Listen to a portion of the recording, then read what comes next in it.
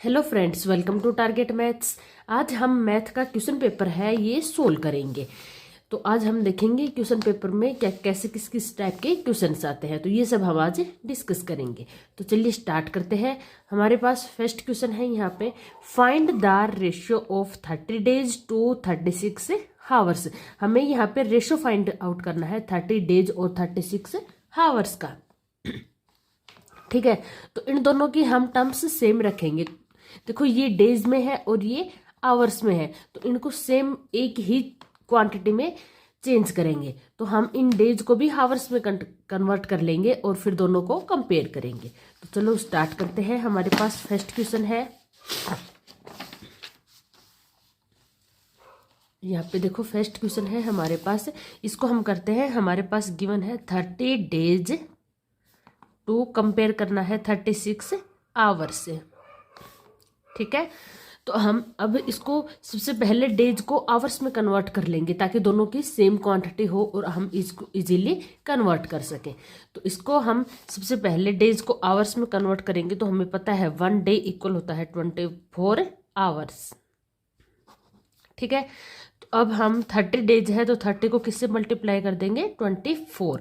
ये क्या बन गया हमारे आवर्स। कंपेयर करना है 36 आवर्स से। ठीक है, आवर्स से यहाँ आवर्स हमारे कैंसिल हो गए। हमारा आ गया 30 इंटू 24 और इधर है 36। अब हम इसको सोल्व कर लेते हैं। देखो सोल्व करेंगे, 12 2 जा 24, 12 3 जा 36, 3 10 जा 30, तो 10 2 जा 20, तो 20 रेशियो 1। तो यहाँ आ गया हमारा रेशियो। ठीक है, 30 डेज टू 36 आवर्स का हमें रेशियो फाइंड आउट करना था। हमने सबसे पहले डेज को आवर्स में कन्वर्ट कर लिया। कन्वर्ट करने के बाद हमने इसको कट कर दिया और जो भी इसका रेशियो आया ये हमारा हो गया आंसर 20 रेशियो 1। ठीक है, तो ये हमारा फर्स्ट क्वेश्चन होता है। सेकंड क्वेश्चन के लिए देखते हैं। सेकंड क्वेश्चन में है, name the angle which is including between the sides D E and E F of triangle D E F.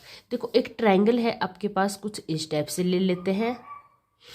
ये डी है, ये ई है और ये एफ है। तो जो साइड्स है डी ई और ई एफ, इसके बीच में भी जो भी एंगल इंक्लूड हो रहा है उसको आपका नाम बताना है। तो यहाँ पे क्या एंगल बनेगा, एंगल आप लिख सकते हो एंगल डी ई एफ या फिर एंगल एफ ई डी।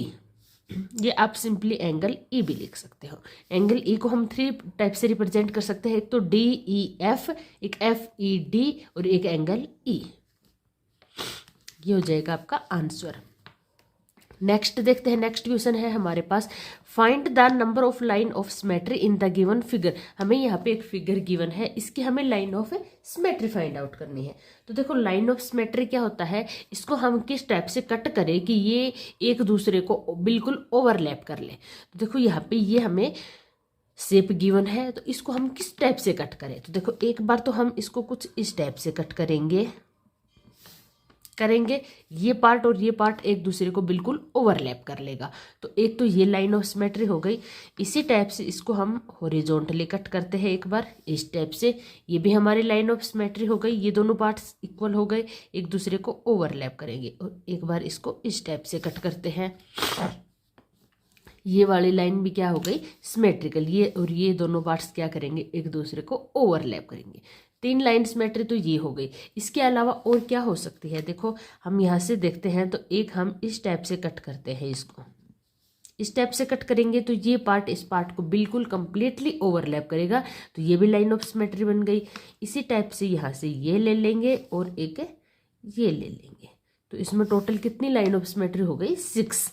इसमें 3 तो ये कॉर्नर्स पे और 3 ये बीच में, तो 6 लाइन ऑफ सिमेट्री हो गई। हमें यहाँ पे number of line of symmetry find out करनी थी, तो नंबर ऑफ लाइन सिमेट्री कितनी हो गई 6। ठीक है, इस टाइप से आप line of symmetry find out कर सकते हो। नेक्स्ट क्वेश्चन देखते हैं। नेक्स्ट क्वेश्चन है हमारे पास, राइट आर रैशनल नंबर इक्विवेलेंट टू 4/9। आपको यहाँ पे एक नंबर गिवन है 4/9, आपको इसका rational number, equivalent rational number find out करना है। इक्विवेलेंट रैशनल नंबर क्या होता है, इसको हम 2 से 3 से किसी से भी मल्टीप्लाई कर देंगे, सारे नंबर या किसी से डिवाइड होता है तो इसको डिवाइड कर देंगे, सारे ही नंबर इसके क्या होंगे, इक्विवेलेंट नंबर। तो जैसे कि हमें यहाँ पे नंबर गिवन है 4/9, इसका हम इक्विवेलेंट फाइंड आउट करने के लिए सिंपली 3 से मल्टीप्लाई कर देते हैं।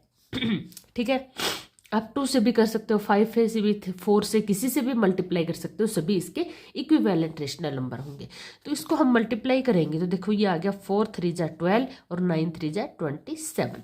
तो ये हो गया 4/9 का इक्विवेलेंट रेशनल नंबर। क्यों? क्योंकि इसको हम वापस कट करेंगे 3 से तो यही नंबर हमें वापस मिलेगा। तो ये होते हैं इसके इक्विवेलेंट रेशनल नंबर। ठीक है, आप कुछ और भी ले सकते हो। नेक्स्ट क्वेश्चन है question number 5, if p is equal to -2 find the value of p square -2p -100। हमें यहाँ पे गिवन है जैसे p स्क्वेयर -2p -100, p की वैल्यू हमें यहाँ पे गिवन है -2, आपको ये वैल्यू पुट करनी है और इसकी वैल्यू फाइंड आउट करनी है। तो हम यहाँ पे जो भी आपको एक्सप्रेशन गिवन है इसमें p की वैल्यू हम पुट कर देंगे -2। तो हम p की जगह -2 पुट करते हैं, p की स्क्वायर है तो -2 की square, -2 as it is p की जगह पुट कर देंगे -2 और -100। -2 की स्क्वायर, -2 को -2 से मल्टीप्लाई करेंगे तो माइनस माइनस प्लस और 2 2 जा 4, तो ये आ गया 4 माइनस माइनस प्लस 2 2 जा 4 -100। तो ये आ गया 8 -100। तो 8 सब्ट्रैक्ट करेंगे तो ये आ गया -92। ये हमारा हो गया आंसर। ठीक है, तो ये इसकी वैल्यू हो जाएगी p स्क्वायर -2 p -100 की वैल्यू आ गई हमारे पास -92। ठीक है, तो ये हो गया हमारा 5th क्वेश्चन। यहाँ पे हम 6th क्वेश्चन देख लेते हैं। 6th क्वेश्चन है, what is the circumference of a circular disc of radius 14। यहाँ पे एक सर्कुलर डिस्क है जिसकी आपको रेडियस गिवन है 14, आपको इसकी सर्कमफेरेंस फाइंड आउट करनी है। तो देखो हमें यहाँ पे रेडियस गिवन है, रेडियस मीन्स आर कितनी है 14 सेंटीमीटर। अब हमें क्या फाइंड आउट करनी है, सर्कमफेरेंस। सर्कमफेरेंस का फॉर्मूला क्या होता है, 2πr। सर्कमफेरेंस का हम फॉर्मूला लगा देंगे, इसको हम सोल्व करेंगे। 2π की वैल्यू पुट कर देंगे 22/7 और मल्टीप्लाई r की वैल्यू पुट कर देंगे 14, तो 7 2 जा 14। अब इसको सोल्व कर लेंगे, 22 2 जा 24, 24 2 जा 88, तो ये आ गया 88 सेंटीमीटर। ये आ गया हमारा यहाँ पे सर्कमफेरेंस। नेक्स्ट देखते हैं।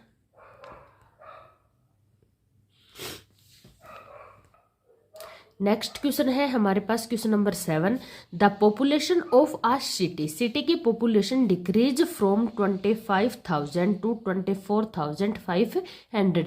यहाँ पे एक सिटी की पॉपुलेशन है जो डिक्रीज हो गई है, तो आपको फाइंड करना है, फाइंड द परसेंटेज डिक्रीज, कितना परसेंटेज डिक्रीज हुई है पॉपुलेशन, ये आपको फाइंड आउट करना है। ठीक है, तो देखो यहाँ पे पहले पॉपुलेशन कितनी है मैं सीधा सीधा बता देती हूँ।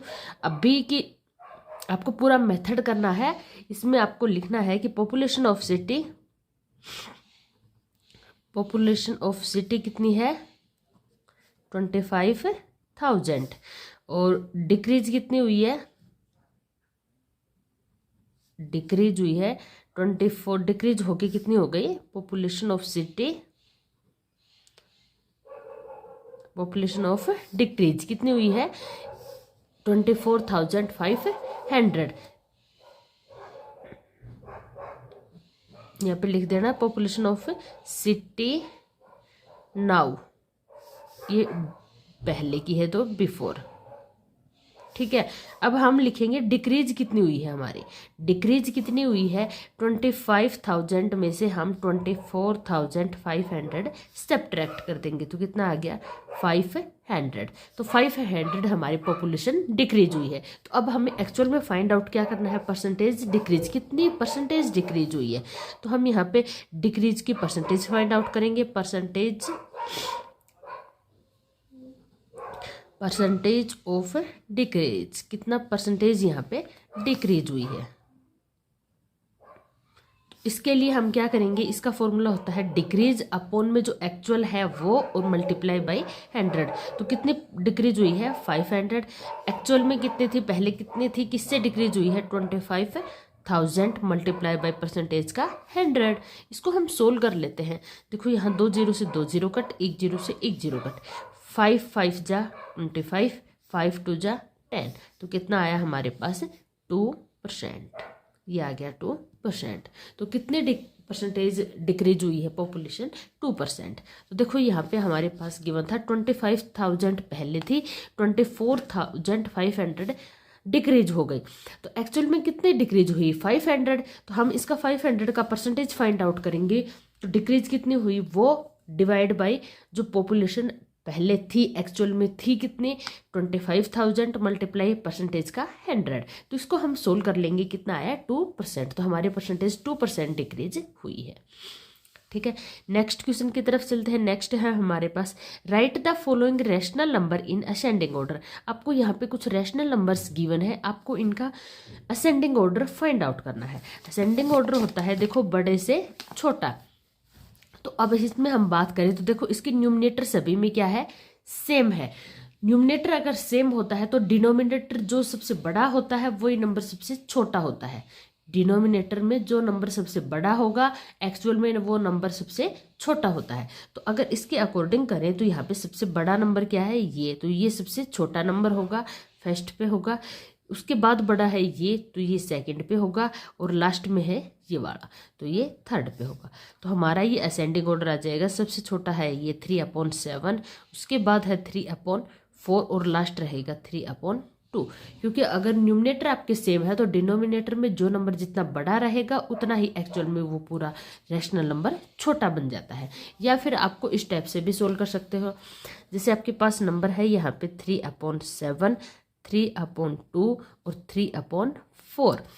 आप 7 to 4 का सबसे पहले फ्रैक्शन फाइंड आउट करोगे तो इसका हम फ्रैक्शन निकालेंगे। तो देखो 2 से ये आ गया 7 1 2, वापस 2 से 7 1 1, वापस 7 से 1 1 1।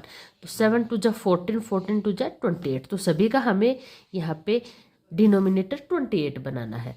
उसके लिए हम 3/7 को किससे मल्टीप्लाई करें, 4 से डिवाइड और मल्टीप्लाई दोनों करेंगे। तो 4 3 जा 12/28। ये है नेक्स्ट 3/2, इसको हम 14 से मल्टीप्लाई करेंगे तब हमारा बेस 28 बनेगा, ऊपर आ गया 42। नेक्स्ट है 3/4, इसको हम किससे मल्टीप्लाई करेंगे 7 से। ठीक है, तो ये हमने 7 से मल्टीप्लाई किया, ये आया 21/28। तो देखो यहाँ पे हमारे पास है, हमें सबसे छोटा नंबर लेना है ना सबसे पहले। तो सबसे छोटा नंबर है ये, फिर उससे बड़ा, फिर सबसे बड़ा। तो सबसे छोटा नंबर है 3/7, फिर है 3/4 और फिर आएगा 3/2। ये होता है असेंडिंग ऑर्डर, सबसे छोटा बड़ा बड़ा। तो ये हमारे पास आ गया असेंडिंग ऑर्डर। तो हमने यहाँ पे भी फाइंड आउट किया था, देखो अगर न्यूमरेटर सेम है तो डिनोमिनेटर में जो नंबर जितना बड़ा होता है एक्चुअल में वो नंबर उतना ही छोटा होता है। तो 7 बड़ा है तो ये सबसे पहले, फिर 4, फिर 2, और यही इस मेथड से भी है। तो आप किसी भी मेथड से कर सकते हो, दोनों आपके ठीक है। ठीक है, जो भी आपको बेस्ट लगे वो मेथड आप यूज कर सकते हो।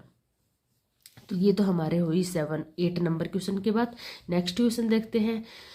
मैंने ये सब क्वेश्चंस पूरी एक्सरसाइज 7th क्लास का पूरा सिलेबस मैंने कंप्लीट करवा दिया है, आप जाके मेरे चैनल पे चेक कर सकते हैं। मैंने पूरा चैप्टर सीरियल वाइज पूरा कंप्लीट अच्छे से करवाया है, आप जाके चेक कर सकते हैं। ठीक है, नेक्स्ट क्वेश्चन देखते हैं। Do want to show that, आपको क्या शो करना है, ट्रायंगल ART सिमिलर है ट्रायंगल PEN के। तो इट इज गिवन दैट, आपको गिवन है एंगल T है, ये इक्वल है एंगल N के। एंगल T इक्वल है एंगल N के। You are to use SAS, अब साइड एंगल साइड की क्राइटेरिया यूज करोगे, साइड एंगल साइड। तो यहाँ पे आपको ये एंगल गिवन है इक्वल, तो ये साइड और ये साइड भी इक्वल होनी चाहिए। ये साइड इस साइड के इक्वल होगी, ये साइड इस साइड के इक्वल होगी, तभी तो साइड एंगल साइड का क्राइटेरिया लगेगा। तो आपको क्या नीड है, you need to have R T को किसके इक्वल प्रूव करोगे, तब आपकी ये दोनों ट्रायंगल्स सिमिलर होंगे, कॉन्ग्रुएंट होंगे।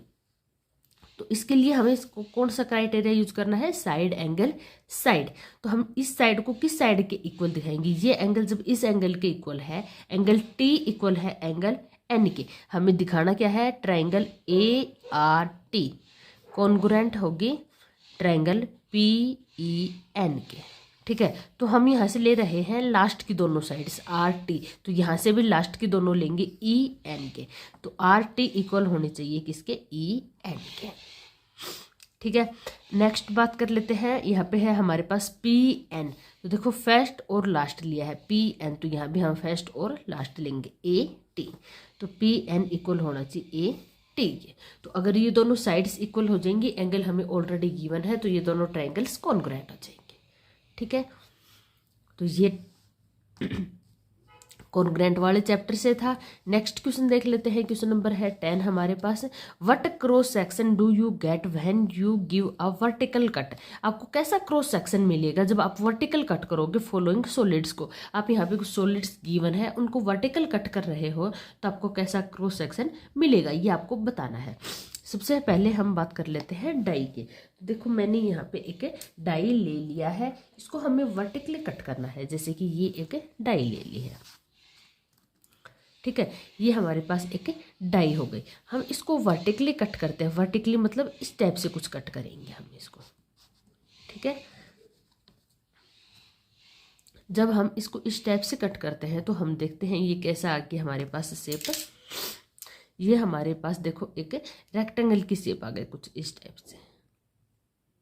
तो ये कैसे शेप बन गए हमारे पास रेक्टेंगल के। तो जब भी हम किसी क्यूब को वर्टिकली कट करते हैं तो हमारे पास क्यूब की कैसी शेप बनती है, डाई की, डाई की कैसी शेप आई है हमारे पास, रेक्टेंगल जैसे।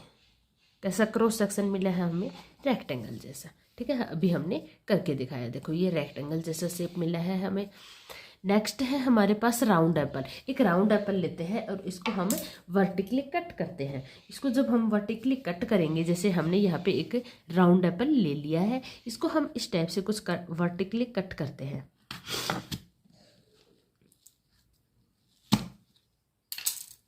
इस टाइप से। ठीक है, ये थोड़ा राउंड नहीं था, यहाँ से अगर आप राउंड लेओगे तो ये आपको बिल्कुल सर्कल के शेप का दिखेगा यहाँ पे देखो। ठीक है, तो जब भी हम किसी राउंड एप्पल को कट करते हैं, वर्टिकली कट करते हैं, तो हमें कैसी शेप मिलती है, सर्कुलर शेप। देखो बिल्कुल सर्कल जैसे दिखेगी। ये थोड़ा यहाँ से राउंड नहीं था, थोड़ा लग नहीं रहा। अगर आपको बिल्कुल राउंड एप्पल लेओगे तो कैसी शेप दिखेगी आपको, राउंड एप्पल पे कैसी शेप मिली, सर्कल जैसे। ठीक है, तो ये आपको यहाँ पे क्रॉस सेक्शन ही बताना था, आपको कैसा क्रॉस सेक्शन मिलेगा। नेक्स्ट क्वेश्चन चलते हैं, यहाँ पे नेक्स्ट क्वेश्चन है, give the order of rotational symmetry. आपको यहाँ पे रोटेशनल सिमेट्री का ऑर्डर फाइंड आउट करना है। Given figure about the point mark x, x point mark है, इसके अकॉर्डिंग आप इस फिगर को रोटेट करोगे और देखोगे कि आपको रोटेशनल सिमेट्री का ऑर्डर कितना मिलता है। ठीक है, तो सबसे पहले हम ये फिगर ले लेते हैं। जैसे कि हमने यहाँ पे ये फिगर ले ली है फर्स्ट वाले, तो हम यहाँ से रोटेट करना स्टार्ट करेंगे। जैसे ये है हमारा यहाँ पे स्टार्टिंग पॉइंट, तो ये हमने स्टार्टिंग पॉइंट ले लिया है। इसके बाद हम यहाँ से रोटेट करना स्टार्ट करेंगे। तो देखो ये फिगर बिल्कुल सेम एज इट इज ऐसी हमें दिखती है, वो उतनी ही वो रोटेशनल सिमेट्री होती है, तो उतनी ही रोटेशनल सिमेट्री हो जाएगी। हमने इसको इसके ऊपर रख के रोटेट करना स्टार्ट किया, तो हमने इसको रोटेट किया 90 डिग्री पे। जब हम रोटेट करते हैं तो हम देखते हैं ये फिगर बिल्कुल एज इट इज इसके जैसे सेम दिखाई देती है। थोड़ा सा ऊपर करके दिखाती हूँ, देखो बिल्कुल ये दोनों फिगर सेम दिखाई देती है। तो एक तो ये 90 डिग्री पे हो गया, 90 डिग्री पे एक बार हमें ये सेम फिगर दिखाई दी। इसको हम वापस रोटेट करते हैं, देखो इस टाइप से रोटेट करते हैं। तो देखो ये हमारा यहाँ से स्टार्टिंग पॉइंट था, ये नीचे आ गया, हमने 180 पे फिर से रोटेट कर दिया और देखते हैं ये फिगर एकदम एज इट इज सेम दिखाई दे रही है। तो ये भी इसकी रोटेशनल सिमेट्री हो गई। तो 180 पे ये वापस एक बार हमें दिखाई दी सेम। आगे अगेन इसको रोटेट करते हैं तो वापस रोटेट करने पे ये वापस हम 270 पे आ गए। तो ये दोनों फिगर्स वापस दोनों सेम दिखाई दे रही है, तो ये भी इसकी क्या हो गई, रोटेशनल सिमेट्री हो गई। तो 217 पे ये वापस हमें सेम दिखाई दी। और ये लास्ट वन इज हम एक राउंड कंप्लीट करके आ गए 360 पे, तो ये दोनों फिगर्स हमें सेम दिखाई दे रही है। तो 360 पे भी ये फिगर हमें सेम दिखाई दी है। ठीक है, तो ये फिगर टोटल हमें कितने टाइम्स से सेम दिखाई दी है, 4 टाइम्स। तो इसकी ऑर्डर ऑफ रोटेशनल सिमेट्री क्या हो जाएगी, ऑर्डर ऑफ रोटेशनल सिमेट्री क्या हो जाएगी, 4, क्योंकि हमें 4 टाइम्स सेम दिखाई दी थी। ठीक है, तो ये हो गया इसका ऑर्डर। नेक्स्ट बात कर लेते हैं नेक्स्ट फिगर के। ये कुछ यहाँ गलत हो गया, ये इस टाइप से है। तो देखो ये यहाँ से हम स्टार्ट करते हैं, ये हमारा स्टार्टिंग पॉइंट है। ठीक है, हमने यहाँ ये इसके पास से रख लिया। अब हम इसको रोटेट करना स्टार्ट करते हैं और देखते हैं कितने टाइम से ये फिगर हमें इसके जैसे सेम दिखाई देती है। तो ये हम रोटेट कर रहे हैं और ये आ गए हम यहाँ पे कुछ। तो देखो ये फिगर ऊपर की तरफ और ये दोनों और ये फिगर बिल्कुल दोनों फिगर से सेम दिखाई दे रही है। तो ये एक टाइम हुआ, ये ट्रायंगल है तो ये ट्रायंगुलर शेप है, तो इसमें 120 एंगल पे ऐसा होता है। ठीक है, इसको वापस हम रोटेट करते हैं और फिर देखते हैं इस पॉइंट पे ये फिगर्स दोनों वापस सेम दिखाई दे रही है। तो एक बार फिर हुआ 240 डिग्री के एंगल पे, वापस इसको हम रोटेट करके और वो ही हम 360 के एंगल पे आ गए हैं। तो ये दोनों फिगर्स वापस सेम दिखाई दे रही है। तो कितनी बार ये फिगर्स हमें सेम दिखाई दी, 3 टाइम्स। तो इसका ऑर्डर ऑफ रोटेशनल सिमेट्री हो जाएगा, ऑर्डर ऑफ रोटेशनल सिमेट्री 3, क्योंकि ये हमें 3 टाइम्स सेम दिखाई दी थी। ठीक है, तो ये होता है ऑर्डर ऑफ रोटेशनल सिमेट्री। ठीक है, अगर आपको ये वीडियो पसंद आए तो मेरे चैनल को लाइक करें, शेयर करें और सब्सक्राइब करें। मिलते हैं आगे, इसके कुछ और क्वेश्चंस हैं वो हम सोल्व करेंगे नेक्स्ट वीडियो में। तब तक के लिए बाय, टेक केयर।